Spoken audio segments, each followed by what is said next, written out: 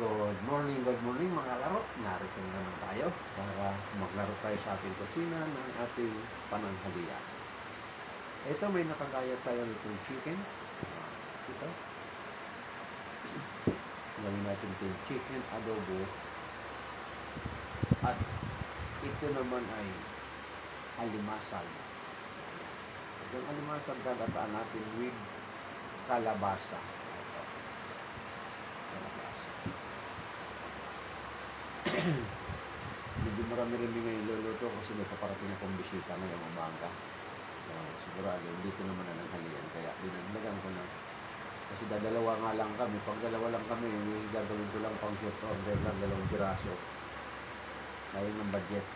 Ngayon may bisita ko, dinagdagan ko. Ngayon ang gagawin natin dito sa chicken adobo nga at ginataang kalabasa. Itong ating budget sa ating alimasag, 4 na piraso, umabot ng 150. Wow. Pero mga babae ito. Nagradang mahal dito, mabibigat. Kaya pinuha ko. 150, 30, 40, 70, 220. Mas bawang sibuyas, suka. Palagay mo, 250. Wow. 250 plus manito yung mga isang bulsa. Sa 4 na piraso, halos 4 na tao lang kakain ito. Sabihin mo ng 5 tao, pati gulay, wala naman siyang crab.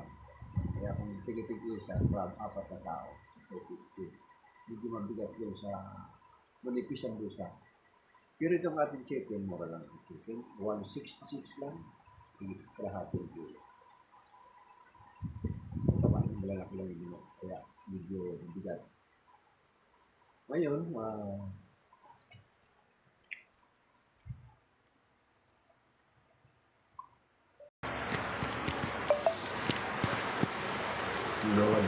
good morning sa mga ka-tiktoker natin. Ito, mayroon tayong nakaprepare na manok at alimasag.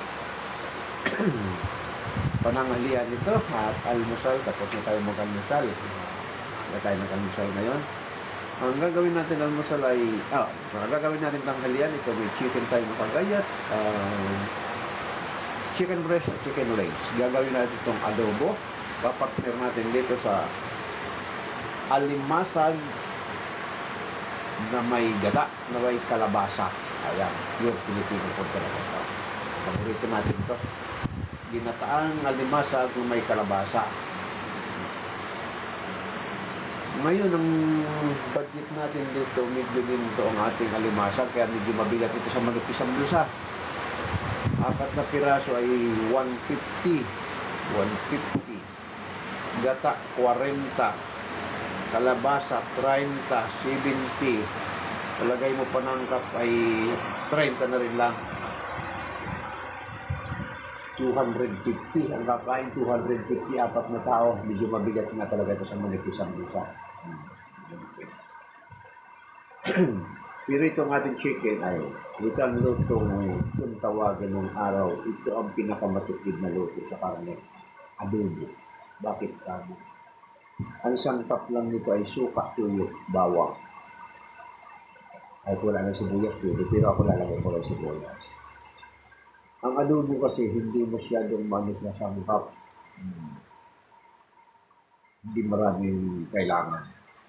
Kaya matipid yung adobo. Kaya medyo mura-mura lang ito. Kuha ko lang ng chicken ay 160.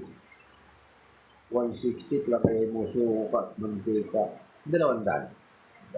Pero ang kakain nito, 1, 2, 3, 4, 5. Hanggang 6 persons ang kakain nito. Kaya ng 200, 6 na taong kakain. Kaya medyo mura-mura pa rin talagang manok. Good morning sa mga dumadaan, lalo na sa ating mga nag-aabang na gustong matutong magluto. Ito, simpleng-simple lang yung ginataan, pagkain Pilipino po. Itong ating gata, nakakabili kami ito tingi. Ano na ito, yung ready-made na nakayod na lapiga na, kaya lang isang piga lang. Pero pag ikaw ang bibili, ikaw ang pipiga, ikaw ang kakain, 2 piga dapat. Para pangalawang piga, yung isang bowl rito. So ngayon, dahil wala akong pangalawang piga, lalagyan ko muna ng kaunting tubig, pakuluan ito. Pag nakakala ko luto na yung kalabasa, luto na yung at saka ko ilalagay yung kakang gata. Ganun ang style ng nag-iisang gata. At yung ating adobo naman ay dahil partner nito, may sus itong ating ginataang adobo. Pag ginataang alimasag, kaya yung adobo natin, ito ay dry na adobo. Walang sauce masyado. Alagang halos manuyo-nuyo, manunikit sa kaserola yung chicken natin. Kasi may sauce ito. Ito ang bibigyan natin ng quality itong ginataang kalabasa kasi may gata. Na para kahit may pares niyan, wala hindi magtatalo yung lasa. Walang sauce masyado ang adobo natin. Kumbaga may dry.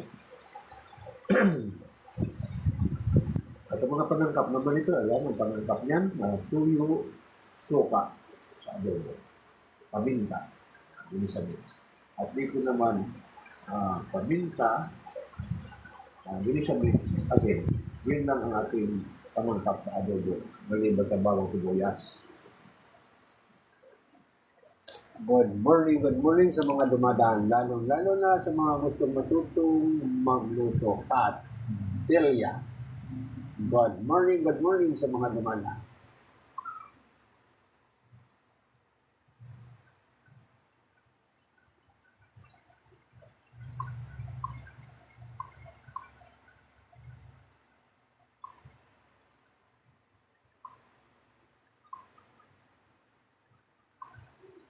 Yes, Mr. Pocket, good morning. Adobong manok at ginataang alimasa. Ayan. Yes, crab and squash ang ating ulam ngayon. Good morning, my friend. Hello. Hello, good morning. Oh, good morning too. Try mo nga ano. Match tayo, my friend.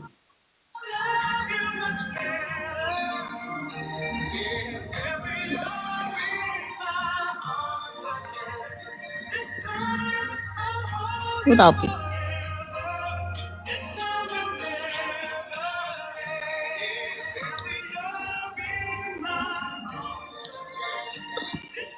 Match? Good morning sa mga dumadaan. Lalo na pala yung ating mga nagsipag-order sa aking TikTok shop. Ayan. Thank you very much yung order kahapon ng sapatos sa aking TikTok shop. Maraming salamat. At nagkaroon ulit ako ng buhay sa aking TikTok shop. Mahigit 3 weeks walang umorder sa aking TikTok shop. Akala ko'y mayroon akong napindot na hindi ka nais-nais sa setting kaya nasira yung mga umorder. At least nabuhayin ulit ako ng loob may umorder sa akin kahapon. Kaya salamat sa mga umorder. Sana madagdagan pa ang order ng mga aking kaibigan. Okay, kasi nasirang akala ko yung parang umano yung kalooban ko sa akin. Support. Ano ba nangyari sa ating TikTok shop? Bakit wala nang Support. Nakakala ko nagkamali na kung pindot-pindot. Inihaw na ipis. Ngayon, marami tayong nakaano dyan sa ating TikTok shop. Marami tayong ma-order within 2 days. Nasa bahay na pag kayo umorder. Yan.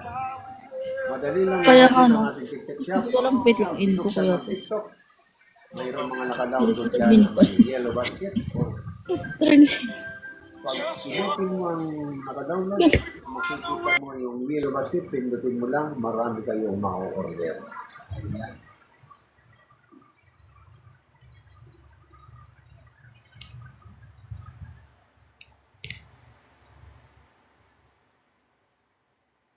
Okay, papunta na tayo sa kusina para makatapos tayo sa ating pagluluto. Medyo matagal-tagal ang aking pinaglulutuan ngayon ay electric stove ang aking pinaglulutuan. Medyo nagkaroon ako ng naubusan ako ng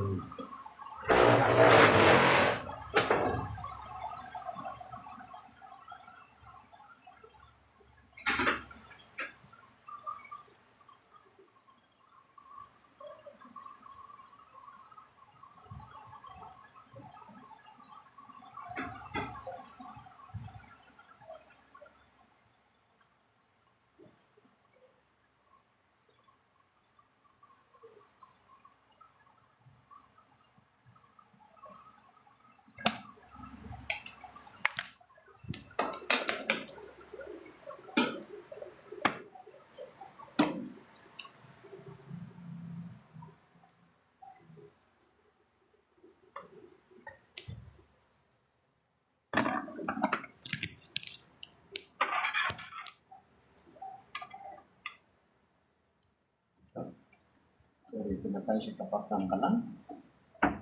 Ayan, may pinakukulog na pong tubig. Ilabos na muna natin itong alimasa bago natin, ayan, pinakuloan po muna. Pag napakuloan natin, bago natin i-ano yung data. So, sa alimasan o alimango, una ay pakukuluan mo muna. Ayan. Pag napakuluan mo, kahit medyo hilaw pa kung iluluto mo ng diretso, pwede mo nang tanggalin. Itatapon ng tubig yun na itatapon. Hindi natin isasabaw.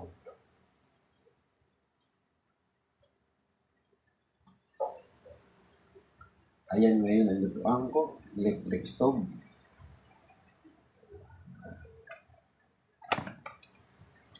Medyo may kataasan ng gas. Pinakusap sa budget ngayon.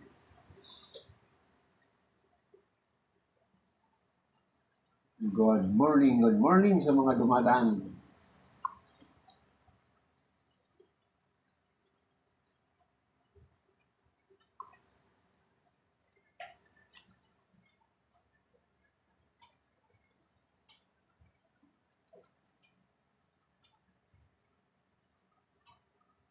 Gisa May, good morning Pula. Good morning.